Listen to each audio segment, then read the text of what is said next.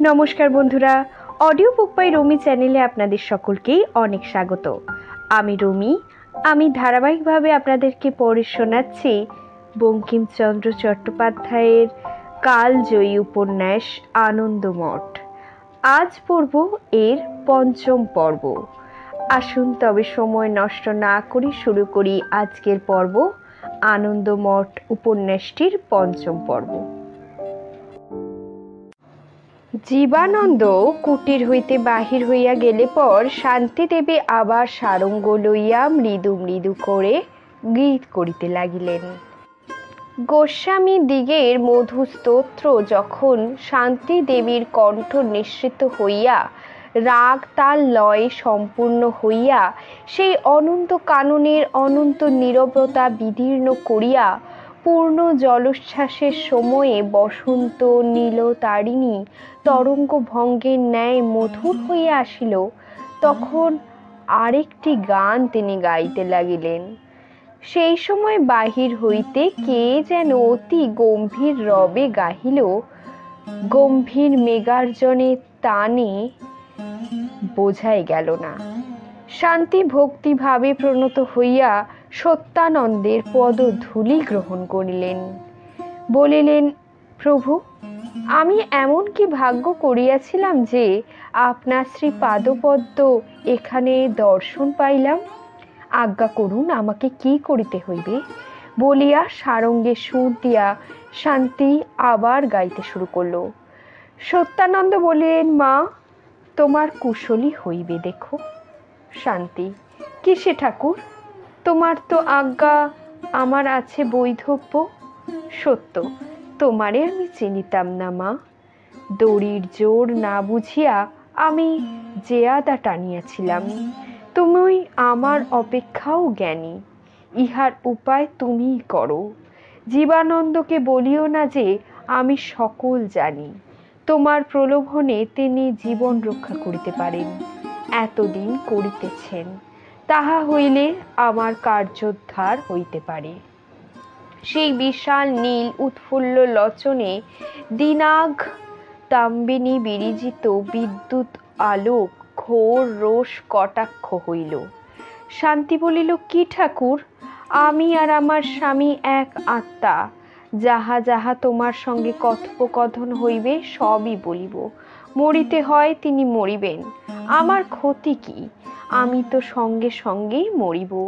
তার স্বর্গ আছে, মনে করো কি আমার স্বর্গ নাই? ব্রহ্মচারী বললেন যে আমি কখনো হারি নাই, আজ তোমার কাছে আমি হারিলাম। মা, আমি তোমার পুত্র সন্তানকে স্নেহ করো তুমি। জীবানন্দের প্রাণ রক্ষা করো, আপনারও প্রাণ রক্ষা করো, আমার কার্যোদ্ধার তাতেই হইবে। বিজলি হাসিল। শান্তি বলিল, আমার স্বামীর ধর্ম আমার স্বামীরই হাতে, আমি তাহাতে ধর্ম হইতে বিরত করিব কেন? ইহলোকে স্ত্রী পতি দেবতা, কিন্তু পরলোকে সবারই ধর্ম দেবতা। আমার কাছে আমার পতি বড়, তার অপেক্ষায় আমার ধর্ম বড়। তারও অপেক্ষায় আমার কাছে আমার স্বামীর ধর্ম আরও বড়। আমার ধর্মে আমার যেদিন ইচ্ছা জলাঞ্জলি আমি দিতে পারি, আমার স্বামীর জলে জলাঞ্জলি দেব এই ধর্মকে? মহারাজ, তোমার কথায় আমার স্বামী মরিতে হয় মরিবেন, আমি বারণ করিব না। ব্রহ্মচারী তখন দীর্ঘ নিঃশ্বাস ত্যাগ করিয়া বলিলেন, মা, এ ঘোর ব্রতে বলিদান আছে, আমাদের সকলকেই বলি পড়িতে হইবে। আমি মরিব, জীবানন্দ, ভবানন্দ সবাই মরিবে, বোধ হয় মা তুমিও মরিবে। কিন্তু দেখো, কাজ করিয়া মরিতে হইবে, বিনা কার্যে কি মরা ভালো? আমি কেবল দেশকে মা বলিয়াছি, আর কাহাকেও মা বলি নাই, কেননা সেই সুজলা সুফলা ধরণী ভিন্ন আমার অন্য কোনো মাত্র নেই। আর তোমাকেই আমি মা বলিলাম, তুমি মা হইয়া সন্তানের কাজ করো। ধরণী ভিন্ন হইয়া কিচ্ছু হয় নাই, যাহাতে কার্যোদ্ধার হয় তুমি করিও। জীবনানন্দের প্রাণ রক্ষা করিও, তোমার প্রাণ রক্ষা করিও। এই বলিয়া সত্যানন্দ হরে মুরারে মধুকৈট ভারে গাইতে গাইতে নিষ্ক্রান্ত হইলেন। ক্রমে ক্রমে সন্তান সম্প্রদায়ের মধ্যে সংবাদ প্রচারিত হইল যে সত্যানন্দ আসিয়াছেন, সন্তান দিগের সঙ্গে কি কথা কহিবেন, এই বলিয়া তিনি সকলকেই আহ্বান করিয়াছেন। তখন দলে দলে সন্তান সম্প্রদায় নদী তীরে আসিয়া সমবেত হইতে লাগিল। জ্যোৎস্না রাত্রিতে নদী সৈকত পার্শ্বে বৃহৎ কানন মধ্যে আম্র, পান, তাল, তিরিমডি, অশ্বত্থ, বেল, বট, শ্যামলী প্রভৃতি বৃক্ষাদি রঞ্জিত মহাগহনে 10 সহস্র সন্তান সমবেত হইল। তখন সকলেই পরস্পরের মুখে সত্যানন্দের আগমন বার্তা শ্রবণ করিয়া মহা কোলাহল ধ্বনি করিতে লাগিল। সত্যানন্দ কি জন্য কোথায় গিয়েছিলেন তাহা সাধারণ জানিত না।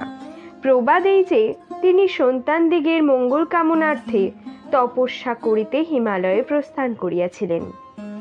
আজ সকলে কানাকানি করিতে লাগিল, মহারাজের তপস্বিদ্ধি হইয়াছে, আমাদের রাজ্য হইবে।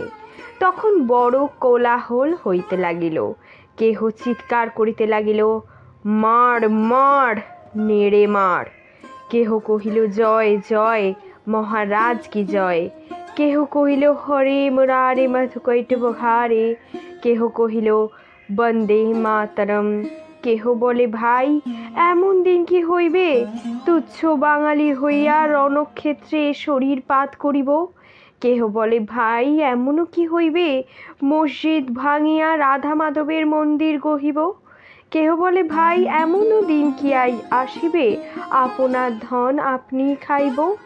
10 সহস্র নরকণ্ঠের কলাকল রব, মধুর বায়ু সন্তানের বৃক্ষপট রাশির মর্মর, সৈকত বাহিনী তরঙ্গের মৃদু মৃদু তর তর রব, নীল আকাশে চন্দ্র তারা শ্বেত মেঘরাশি, শ্যামল ধরণীতলে হরিত কানন, স্বচ্ছ নদী কুসুম, তার মধ্যেই সেই বন্দে মাতরম।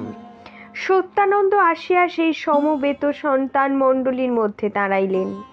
তখন সেই 10 সহস্র সন্তান মস্তক বৃক্ষ বিচ্ছদিত চন্দ্রকিরণে বিকশিত হইয়া শ্যামল তৃণভূমে প্রণত হইল। অতি উচ্চস্বরে ও সুপূর্ণ লোচনে উভয় বাহু ঊর্ধ্বে উত্তোলন করিয়া সত্যানন্দ বলিলেন, শঙ্খ চক্র গদাপদ্মধারী বনমালী বৈকুণ্ঠনাথ, যিনি কেশিমন্থন মধুকুর মর্দন লোকপালন, তিনি তোমাদের মঙ্গল করুন। তিনি তোমাদের বাহুতে বল দিন, মনে ভক্তি দিন, ধর্মে মতি দিন।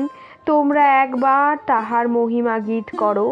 তখন সেই সহস্র কণ্ঠে উচ্চস্বরে গীত হইতে লাগিল, জয় জগদীশ হরে, স্বামী জয় জগদীশ হরে।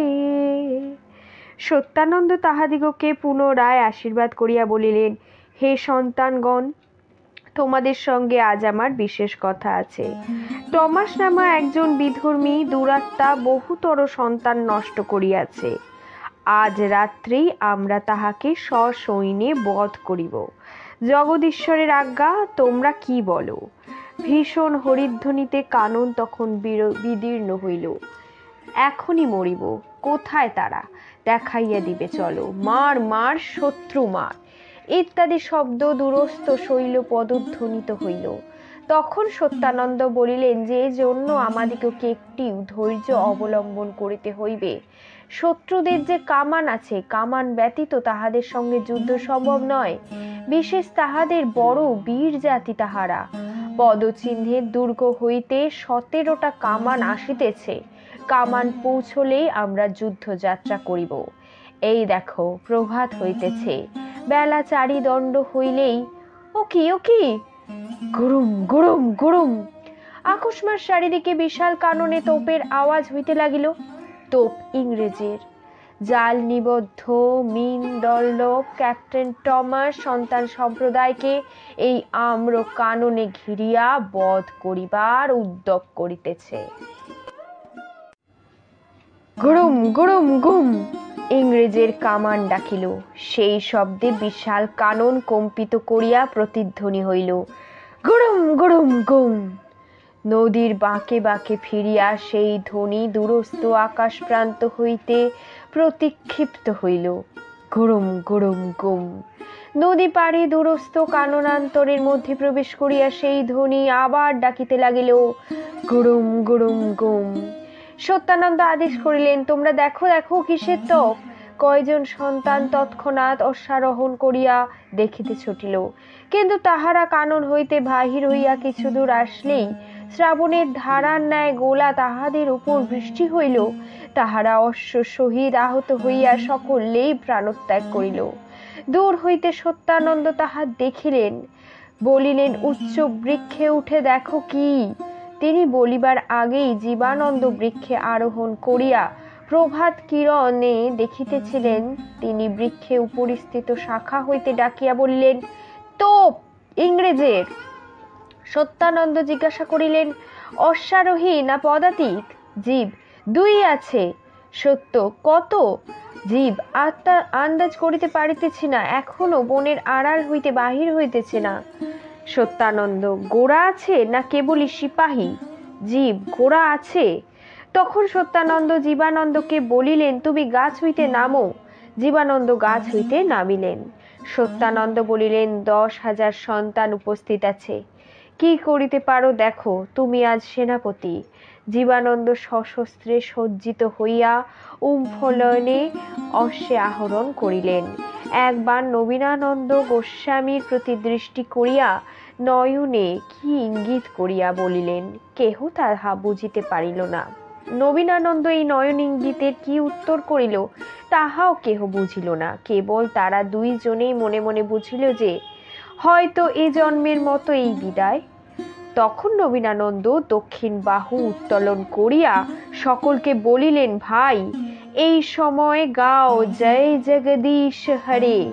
তখন সেই 10 সহস্র সন্তান এক কণ্ঠে নদী কানন আকাশ প্রতিধ্বনিত করিয়া তোপের শব্দ ডুবাইয়া দিয়া সহস্র সহস্র বাহু উত্তোলন করিয়া গাহিল, জয় জগদীশ হরে। এই সময় সেই ইংরেজের গোলা বৃষ্টি আসিয়া কানন মধ্যে সন্তান সম্প্রদায়ের উপরে পড়িতে লাগিল। কেহ গাহিতে গাহিতে ছিন্ন মস্তক, ছিন্ন বাহু, ছিন্ন হৃদয় হইয়া মাটিতে পড়িল, তথাপি কেহ গীত বন্ধ করিল না। সকলেই গাহিতে লাগিল, জয় জগদীশ হরে। গীত সমাপ্ত হইলে সকলেই একেবারে নিস্তব্ধ হইল। সেই নিবিড় কানন, সেই নদী সৈকত, সেই অনন্ত বিজন একেবারে গম্ভীর নীরবে নিবিষ্ট হইল। কেবল সেই অতি ভয়ানক কামানের ধ্বনি আর দূরশ্রুত গোড়ার সমবেত অস্ত্রের ঝনঝনা ও পদধ্বনি। তখন সত্যানন্দ সেই গভীর নিস্তব্ধর মধ্যে অতি উচ্চস্বরে বললেন, জয় জগদীশ হরে। তোমাদিগকে তিনি কৃপা করিবেন। তোপ কত দূরে? উত্তর হইতেই একজন বলিয়া উঠিল, এই কাননের অতি নিকটে, একখানা ছোট মাঠ পার মাত্র। সত্যানন্দ বলিল, কে তুমি? উত্তর আসিল উপর থেকে, আমি নবীনানন্দ। তখন সত্যানন্দ বলিলেন, তোমার 10 সহস্র সন্তান, আজ তোমাদেরই জয় হইবে, তোপ কাড়িয়া লাও। তখন অগ্রবর্তী অশ্বারোহী জীবানন্দ বলিলেন, আইসো। এই 10 সহস্র সন্তান অশ্ব পদাতি অতি বেগে জীবানন্দের অনুবর্তী হইল। পদাতিক স্কন্ধে বন্দুক, কটিতে তরোয়াল, হস্তে বল্লম। কানন হইতে নিষ্ক্রান্ত হইবা মাত্র সেই সহস্র গোলা বৃষ্টি পড়িয়া তাহাদিগকে ছিন্ন ভিন্ন করিতে লাগিল। বহুতর সন্তান বিনা যুদ্ধে প্রাণ ত্যাগ করিয়া ভূমিশায়ী হইল। একজন জীবানন্দকে বলিল, জীবানন্দ, অনর্থক প্রাণী হত্যায় কাজ কি? জীবানন্দ ফিরিয়া চাহিয়া দেখিলেন ভবানন্দ। জীবানন্দ উত্তর করিলেন, কি করিতে বলো? ভব, বনের ভিতর থাকিয়া বৃক্ষের আশ্রয় হইতে আপনাদিগের প্রাণ রক্ষা করি। তোপের মুখে পরিষ্কার মাঠে বিনা তোপে যে সন্তান সৈন্য এক দণ্ডও টিকিবে না, কিন্তু ঝোপের ভিতর থাকিয়া অনেকক্ষণ যুদ্ধ করা যাইতে পারে। জীব, তুমি সত্য কথাই বলিয়াছ, কিন্তু প্রভু আজ্ঞা করেছেন তোপ কাড়িয়া লইতে হইবে, অতএব আমরা তোপ কাড়িয়া লইতে যাইব। ভব, কার সাধ্য তোপ কাড়ে? কিন্তু যদি যেতেই হবে তুমি তুমি নিরস্ত হও, আমি যাইছি। জীব, তা হবে না ভবানন্দ, আজ আমার মরিবার দিন। ভব, না, আজ আমার মরিবার দিন। জীবানন্দ, আমার প্রায়শ্চিত্ত করিতে হইবে। ভব, তুমি নিষ্পাপ, তোমার শরীর নিষ্পাপ, তোমার প্রায়শ্চিত্ত নেই। আমার চিত্ত কলুষিত, আমাকেই মরিতে হইব। তুমি থাকো, আমি যাই। জীব, ভবানন্দ, তোমার কি পাপ তাহা আমি জানি না, কিন্তু তুমি থাকিলে সন্তানদের কার্য উদ্ধার হইবে আমি জানি। ভবানন্দ নীরব হইয়া শেষে বলিলেন, মরিবার প্রয়োজন হয় তো আজ আমি মরিব। যেদিন মরিবার প্রয়োজন হইবে সেই দিনই মরিব। মৃত্যুর পক্ষে আবার কালাকাল কি? জীব, তবে এসো। এই কথার পর ভবানন্দ সকলের অগ্রবর্তী হইলেন। তখন দলে দলে ঝাঁকে ঝাঁকে সন্তানরা খণ্ড বিখণ্ড করিতেছিলেন, ছিঁড়িয়া ছিঁড়িতেছিলেন, উল্টাইয়া ফেলিয়া দিতেছিলেন। তাহার উপর শত্রুর বন্দুকওয়ালা সেপাই সৈন্য অব্যর্থ লক্ষ্যে সারি সারি সন্তান দলকে ভূমিতে ফেলিয়া দিতেছিল। এমন সময় ভবানন্দ বলিলেন, এই তরঙ্গে আজ সন্তানকে ঝাঁপ দিতে হইবেই। কে পারো ভাই, এই সময় গাও বন্দে মাতরম। তখন উচ্চ নিনাদে মেঘমল্লার রাগে সেই সহস্র কণ্ঠ সন্তান সেনা তোপের তালে গাহিল, বন্দে মাতরম।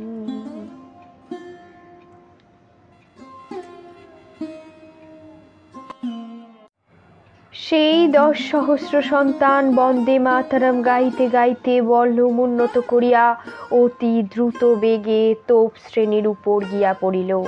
গোলা বৃষ্টিতে খণ্ড বিখিণ্ড বিদীর্ণ উৎপীড়িত অত্যন্ত বিশৃঙ্খল হইয়া গেল চতুর্দিক। তথাপি সন্তান সৈন্য ফেরে নাই। সেই সময় ক্যাপ্টেন টমাসের আজ্ঞায় এক দল সিপাহী বন্দুকে সঙ্গিন চড়াইয়া প্রবল বেগে সন্তান দিকে দক্ষিণ পার্শ্বে আক্রমণ করিল। তখন দুই দিক হইতে আক্রান্ত হইয়া সন্তানেরা একেবারে নিরাশ হইল। মুহূর্তে শত শত সন্তান বিনষ্ট হইতে লাগিল। তখন জীবানন্দ বলিলেন, ভবানন্দ, তোমার কথাই ঠিক, আর বৈষ্ণব ধ্বংসের প্রয়োজন নাই, ধীরে ধীরে ফিরি চলো। ভব, এখন ফিরিব কি প্রকারে? এখন যে পিছাইলেই মরিব। জীব, সম্মুখে ও দক্ষিণ পার্শ্ব হইতে আক্রমণ হইতেছে, বাম পার্শ্বে কেহ নাই। চলো অল্প অল্প ঘুরিয়া বাম দিক দিয়া বেরিয়া সরিয়া যাই। ভব, সরিয়া কোথায় যাইবে? সেখানে যে নদী, নতুন বর্ষায় নদী যে অতি প্রবল হইয়াছে। তুমি ইংরেজ গলা হইতে পালাইয়া সেই সন্তান সেনা যে নদীর জলে ডুবিয়া মরিবে। জীব, নদীর উপর একটা পুল আছে, আমার স্মরণ হইতেছে।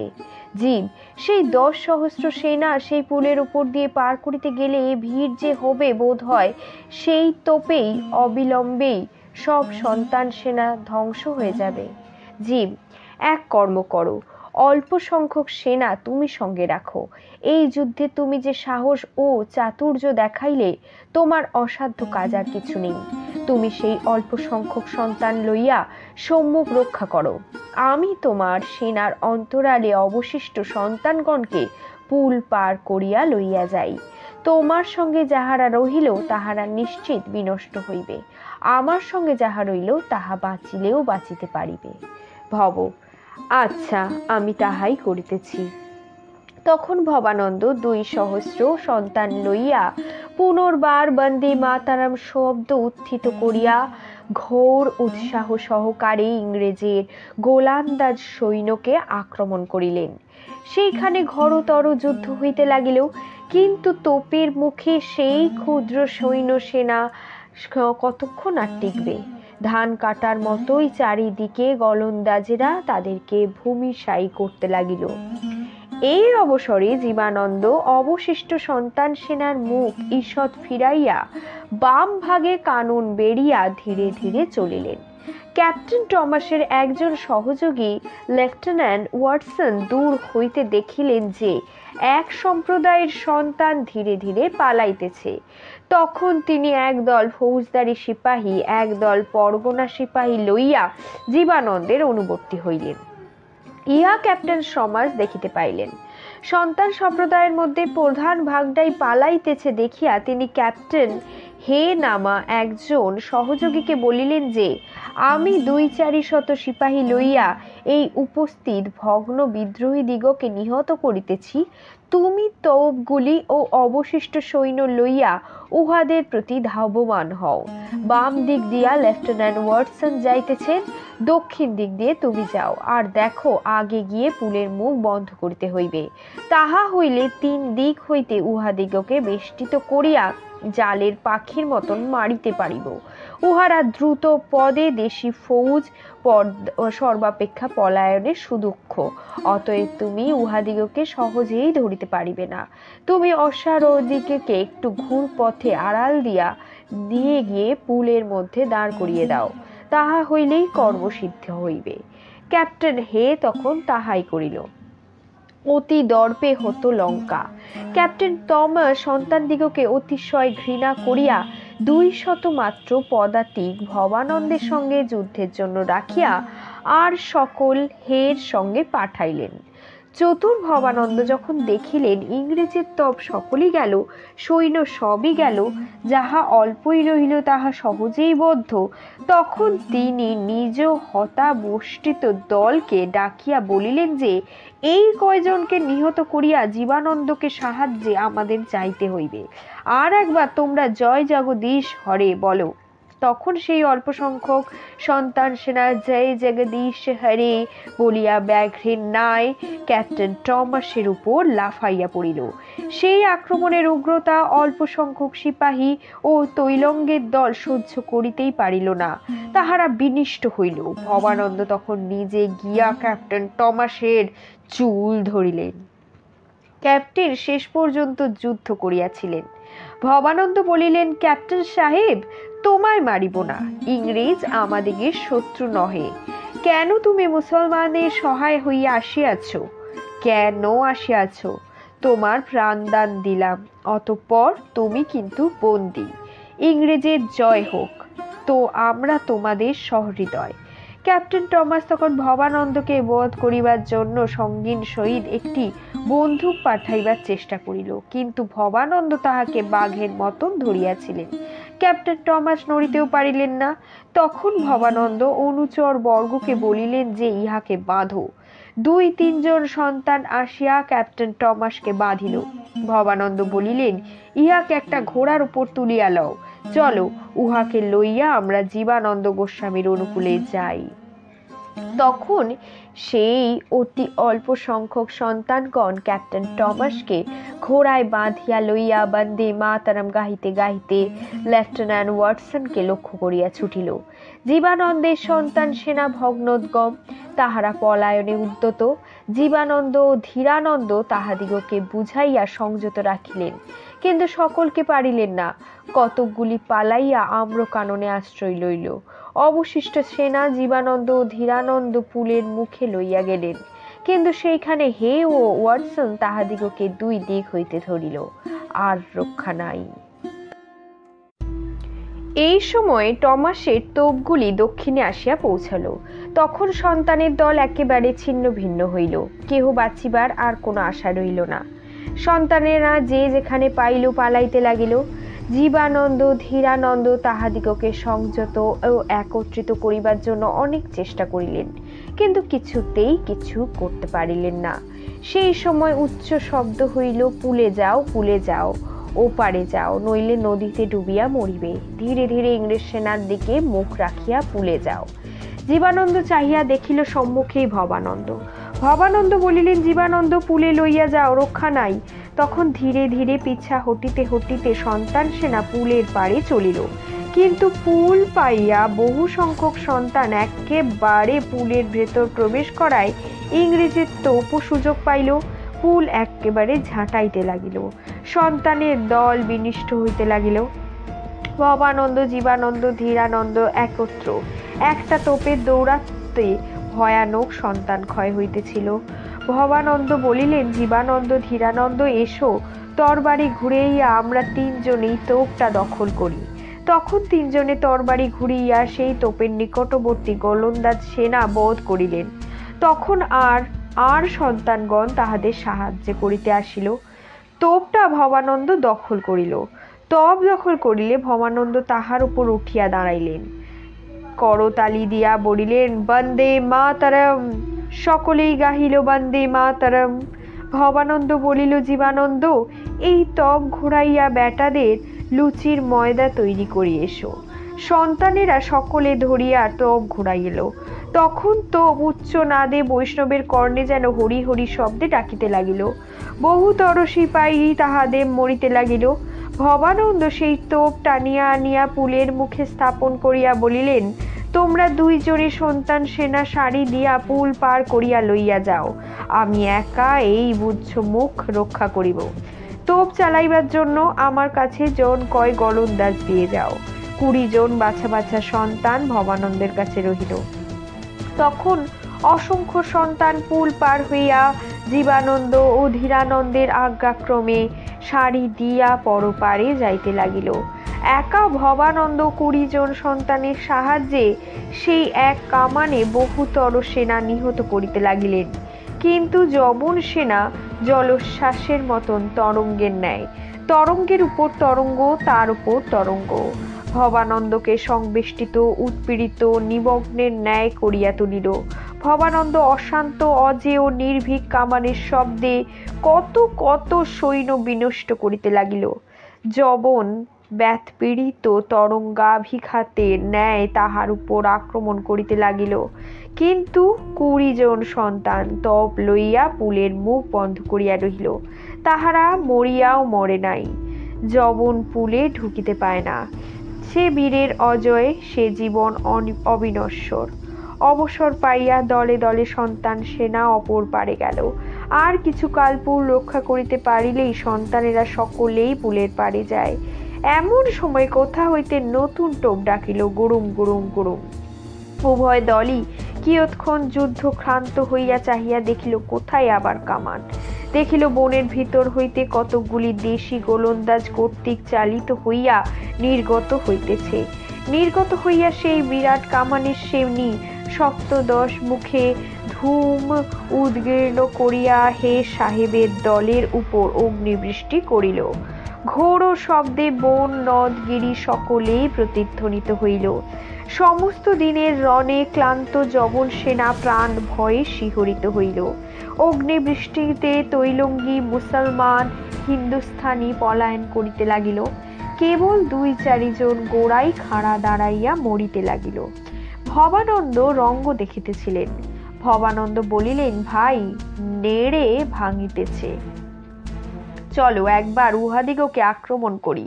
তখন পিপীলিকা স্রোত সন্তানের দল নতুন উৎসাহে পুল পাড়ে ফিরিয়া আসিয়া যবন দিগকে আক্রমণ করতে ধাবমান হইল।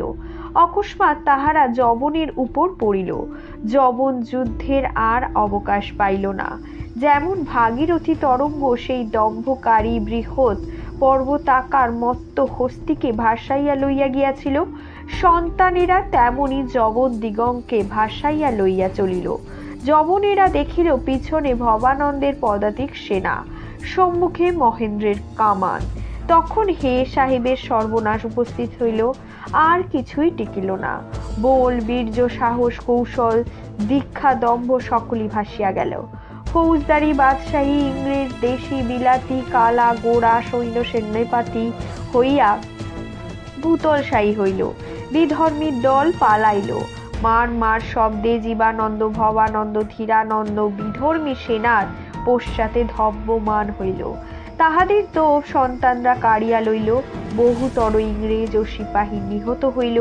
সর্বনাশ হইল দেখিয়া ক্যাপ্টেন হে ও ওয়াটসন ভবানন্দের নিকট বলিয়া পাঠাইল, আমরা সকলেই তোমাদিগর নিকট বন্দী হইতেছি, আর প্রাণী হত্যা করিও না। জীবানন্দ ভবানন্দের মুখপানে চাহিলেন। ভবানন্দ মনে মনে বলিলেন, তা হইবে না, আমরা যে আজ মরিবই। তখন ভবানন্দ উচ্চস্বরে হস্ত উত্তোলন করিয়া হরিবল দিয়া বলিলেন, মার মার। আর এক প্রাণীও বাঁচিল না। শেষ এক স্থানে 20-30 জন গোরা সৈন্য একত্রিত হইয়া আত্মসমর্পণে কৃত নিশ্চয় হইল। অতি ঘোরতর রণ করিতে লাগিল। জীবনানন্দ বলিলেন, ভবানন্দ, আমাদের রণজয় হইয়াছে, আর কাজ নাই। এই কয়জন ব্যতীত আর কেহই যে জীবিত নাই। উহাদিগকে প্রাণদান দিয়া চলো আমরা ফিরিয়া যাই। ভবানন্দ বলিলেন, একজন জীবিত থাকিতে ভবানন্দ ফিরিবে না। জীবানন্দ, তোমার দিব্যি দিয়া বলিতেছি যে তুমি তফাতে দাঁড়াইয়া দেখো, আমি একাই কয়জন ইংরেজকে নিহত করি। ক্যাপ্টেন টমাস অশ্বপৃষ্ঠেই নিবদ্ধ ছিল। ভবানন্দ আজ্ঞা দিলেন, উহাকে আমার সম্মুখে রাখো। আগে ওই ব্যাটাকে মারিব, তবেই তো আমি মরিব। ক্যাপ্টেন টমাস বাংলা বুঝিত। বুঝিয়া ইংরেজ সেনাকে বলিল, ইংরেজ, আমি তো মরিতেছি, প্রাচীন ইংল্যান্ডের নাম তোমরা রক্ষা করিও। তোমাদিগকে খ্রিস্টানের দিব্যি দিচ্ছি, আগে তোমাকে মারো, তারপরেই বিদ্রোহী দিগকে মারো। ভো করিয়া একটা বুলেট ছুটিল। একজন আইরিশম্যান ক্যাপ্টেন টমাসকে লক্ষ্য করিয়া বন্দুক ছুড়িল। ললাটে বিদ্ধ হইয়াই ক্যাপ্টেন টমাস প্রাণ ত্যাগ করিলেন। ভবানন্দ তখন ডাকিয়া বলিলেন, আমার ব্রহ্মাস্ত্র ব্যর্থ হইয়াছে। কে এমন পার্থ বৃকলয়ে নকুল সহদেব আছে যে এ সময় আমাকে রক্ষা করিবে? দেখো, বানাহত ব্যাঘ্রের ন্যায় গোরা আমার উপর ঝুঁকিয়া আছে। আমি মরিবার জন্য আসিয়াছি। আমার সঙ্গে মরিতে চাও এমন সন্তান কেহ আছো? আগে ধীরানন্দ অগ্রসর হইল, পিছে জীবানন্দ, সঙ্গে আরো 10, 15, 20, 50 জন সন্তান আসিল। ভবানন্দ ধীরানন্দকে দেখাইয়া বলিলেন, তুমি যে আমার সঙ্গে মরিতে আসিলে? ধীর, কেন, মরা কি কাহারও ইচ্ছার উপর নির্ভর করে? এই বলিতে বলিতে ধীরানন্দ একজন গোরাকে আহত করিলেন। তা নয়, কিন্তু মরিলে তো স্ত্রী পুত্রের মুখ দেখিতে পাইবে না। ধীর, কালিকার কথা বলিতেছ, এখনো বুঝো নাই? ধীরানন্দ আহত গোরাকে বধ করিলেন না। এই সময় একজন গোরার আঘাতে ভবানন্দের দক্ষিণ বাহু ছিন্ন হইল। ধীর, আমার সাধ্য কি যে তোমার ন্যায় পবিত্র আত্মাকে সে সকল কথা বলি? আমি সত্যানন্দের প্রেরিত চর হইয়াই গিয়াছিলাম। তাই? সে কি মহারাজের আমার প্রতি অবিশ্বাস? ভবানন্দ তখনও এক হাতে যুদ্ধ করিতেছিলেন। ধীরানন্দ তাহাকে রক্ষা করিতে করিতে বলিলেন, কল্যাণীর সঙ্গে তোমার যে সকল কথা হইয়াছিল তাহা তিনি সকর্ণে শুনিয়াছিলেন। ভব, কি প্রকারে? তিনি তো স্বয়ং সেখানেই ছিলেন। সাবধানে থাকিও। ভবানন্দ একজন গোরা কর্তৃক আহত হইয়া তাহাকে প্রত্যাহত করিলেন, কিন্তু কল্যাণীকে গীতা পড়াইতেছিলেন যে, এত তো সময় তুমি আসিলে। সাবধান! ভবানন্দের বাম বাহু ছিন্ন হইল। ভব, আমার মৃত্যু সংবাদ তাহাকে দিও, বলিও আমি অবিশ্বাসী নহি। ধীরানন্দ বাষ্পপূর্ণ লোচনে যুদ্ধ করিতে করিতে বলিলেন, তাহা তিনি জানেন, কালী রাত্রে আশীর্বাদ বাক্য মনে করো। আর আমাকে বলিয়া দিয়াছিলেন, ভবানন্দের কাছে থাকিও, আজ সে মরিবে। মৃত্যুকালে তাহাকে বলিও আমি আশীর্বাদ করিতেছি, পরলোকে তাহার বৈকুণ্ঠ প্রাপ্তি হইবে। ভবানন্দ বলিলেন, সন্তানের জয় হোক ভাই, আমার মৃত্যুকালে একবার বন্দে মাতরম শোনাও দেখি। তখন ধীরানন্দের আজ্ঞাক্রমে যুদ্ধ উন্মত্ত সকল সন্তান মহা তেজে বন্দে মাতরম গাহিল। তাহাতে তাহাদিগের বাহুতে দ্বিগুণ বল সঞ্চয় হইয়া উঠিল। সেই ভয়ঙ্কর মুহূর্তে অবশিষ্ট গোরাগণ নিহত হইল। রণক্ষেত্রে আর শত্রু রহিল না। সেই মুহূর্তে ভবানন্দের মুখে বন্দে মাতরম গাহিতে গাহিতে মনে বিষ্ণু পাদপদ্ম ধ্যান করিতে করিতে প্রাণত্যাগ করিলেন। হায় রমণী রূপ লাবণ্য, ইহ সংসারে তোমাকে ধিক, তোমাকে ঠিক।